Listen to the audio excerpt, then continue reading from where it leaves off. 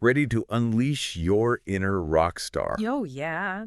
Today we are taking Michael Port's Steal the Show off the bookshelf Okay. and diving deep into this whole idea of performance. Yeah. And not just on a stage, Right. but in your everyday life. That's right. You know, You're talking about presentations, Exactly. meetings, Yeah. even those tricky conversations we all face.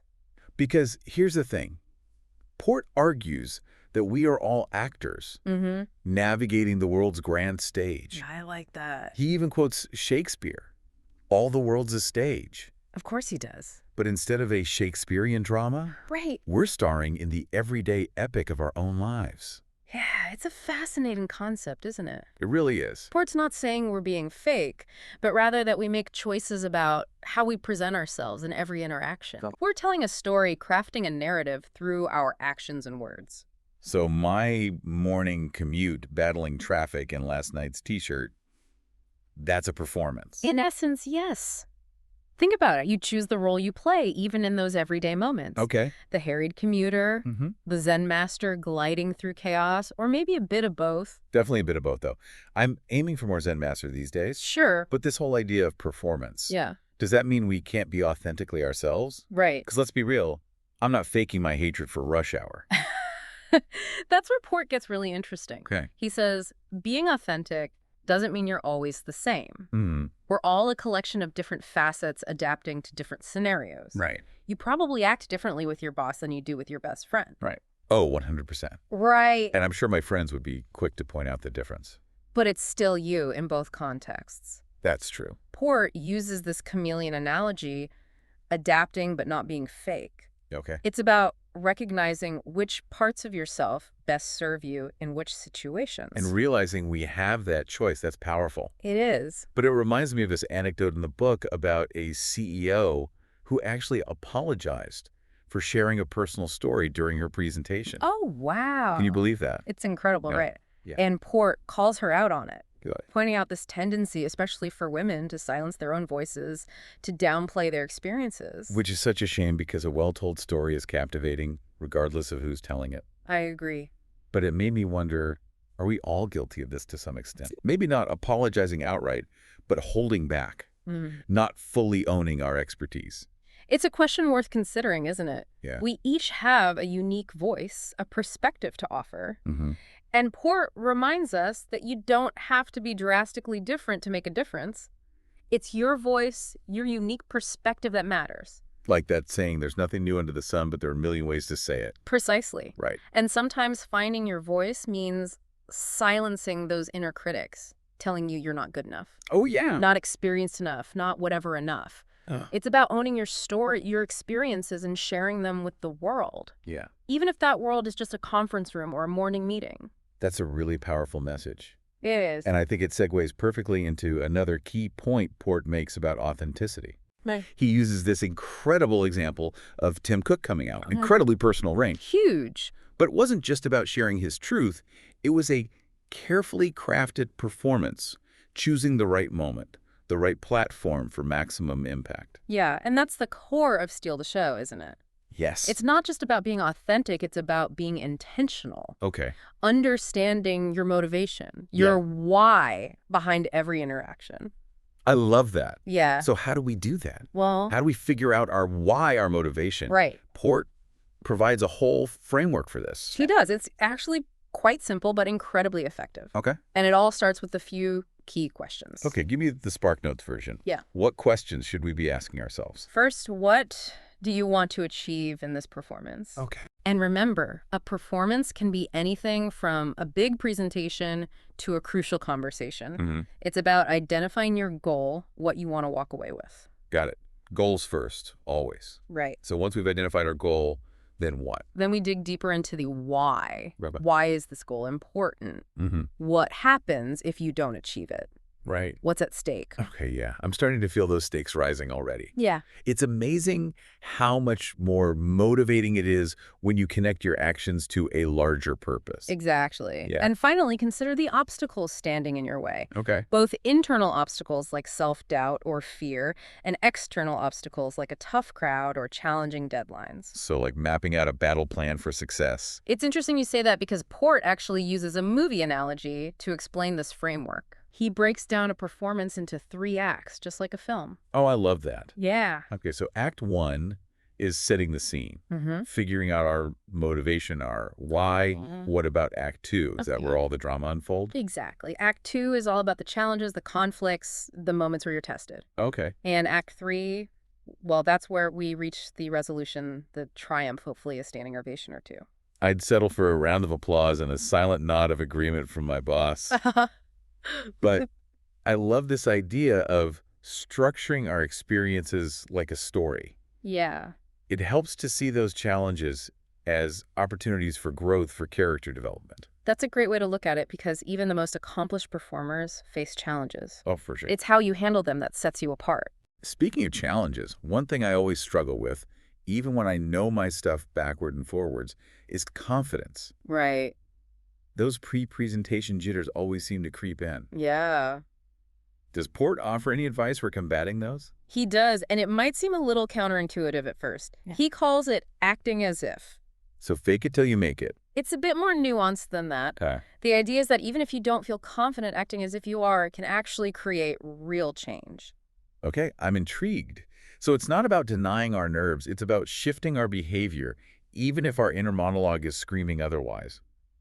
Can you give me an example? Absolutely. This whole acting as if thing feels a bit abstract. Port tells this great story about how he landed a job managing group exercise classes at a gym. Managing group exercise classes. Yeah. Despite being completely unqualified for the role. Wait, really? Yep. He used acting techniques to embody the ideal candidate. Oh. Focusing on his transferable skills and even using language from the company's procedures manual. Wow. He literally acted as if he were already part of the team. I love it.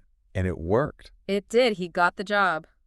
Wow. And here's the thing. There's actually some fascinating science behind this acting as if principle. Have you ever heard of Amy Cuddy's research on power posing? Vaguely. Oh, Something that's standing like Superman, right? Exactly. Okay. Her research shows that holding those expansive, confident postures, even for a few minutes, can actually change your body chemistry. No way. Yes. It boosts testosterone, which is associated with confidence and dominance, and reduces cortisol, the stress hormone. So acting as if isn't just some woo-woo self-help trick. Right. There's a real biological basis for it. Okay, that's mind-blowing. Yeah. So next time I'm prepping for a big presentation, I should be striking power poses in the bathroom mirror. Whatever works. But on a serious note, the takeaway here is that you have more control of your confidence than you might think. Even small tweaks to your behavior can create a ripple effect. So it's about aligning our inner state with our outer actions. Yeah. I love that. Yeah. And speaking of things we can control, let's talk about something that often feels beyond our control. Criticism. What does Port have to say about handling those naysayers and those moments of self-doubt that inevitably creep in? This is where Port gets really real. Okay. He acknowledges that the fear of criticism is totally valid. Right. It's human nature. Yeah. But he also argues that letting that fear paralyze us can prevent us from putting our best work out into the world. I feel that. Yeah. But how do you just ignore criticism, especially if it's coming from someone you respect, like a mentor or a boss? He makes a really important distinction between constructive feedback and negativity disguised as constructive criticism. Oh, yes. That constructive criticism trap is so real. Sometimes it feels like a passive-aggressive way to deliver a blow. Right. Totally. He even shares this great anecdote about an author who shut down an audience member during a Q&A at a conference. The audience member was being incredibly critical, and the author simply said, "I don't want to hear your opinion on that." Mic drop moment. Right. Yeah. It's a good reminder that you have a right to choose whose opinions you internalize. You don't have to absorb every bit of feedback, especially if it's not coming from a place of genuine support or helpfulness.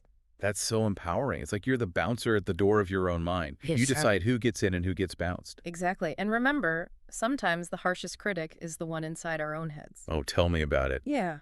But in all seriousness, this has been incredibly insightful. We've covered so much ground already, from the big picture of life as a performance to these really practical techniques for handling confidence and criticism.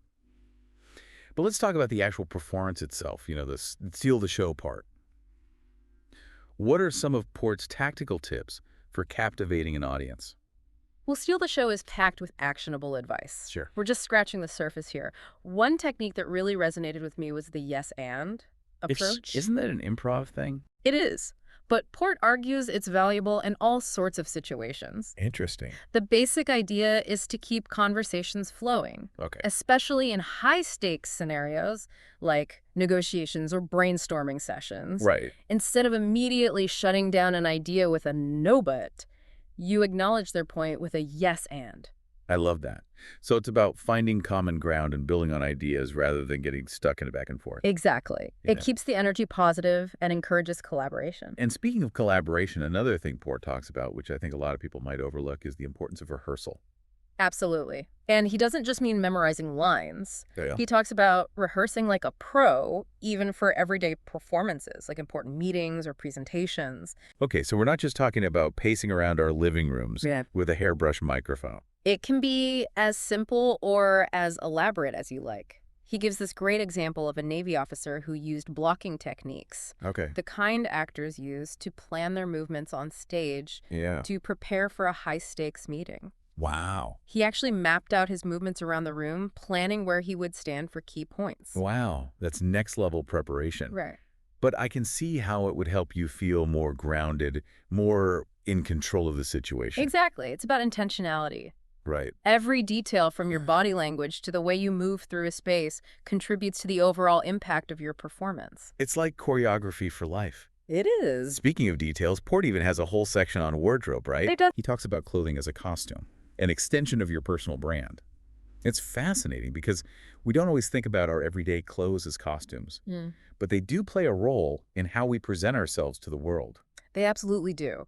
And Port's point is that it's not just about looking good, it's about feeling good, feeling confident and authentic in what you're wearing. He even gives specific advice like avoiding distracting jewelry or uncomfortable shoes that might make you self-conscious. It's those small details that can make a big difference, especially when you're trying to command a room or make a lasting impression. Absolutely. And that brings us to another point that I think is so crucial, and that's the idea of the post-performance.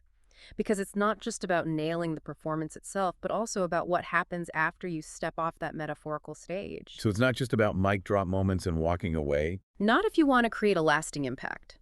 Port talks about managing the post-show cycle, both for yourself and for your audience. This could be anything from sending thank you notes to following up with key connections. That makes sense. It's easy to get caught up in the moment, but those follow-up actions show that you're truly invested and that you value the interaction. He even talks about the power of sending thoughtful gifts, but not just generic gift baskets. He emphasizes the importance of personalization, choosing something meaningful to the recipient. It's those gestures that go beyond the expected that really resonate with Yes, people. exactly. It shows that you were present, that you were listening, and that you genuinely care. We've covered so much ground today, from the big picture concept of life as a performance to these really practical tips on wardrobe and follow-up. If you had to steal the show down to one core message, what would it be? You have more power than you think to shape your own reality. It's not about being someone you're not. It's about tapping into your authentic self, honing your skills, and recognizing that every interaction is an opportunity to shine. I love that. And I think it's something we can all apply to our own lives, whether we're stepping onto a stage, leading a meeting, or even just navigating those everyday conversations. Absolutely. So the next time you find yourself facing a challenge, remember, the world is your stage. What role will you choose to play? Such a powerful question to ponder. And on that note, we're wrapping up another deep dive. Thanks for joining us. And remember, you have the power to steal the show.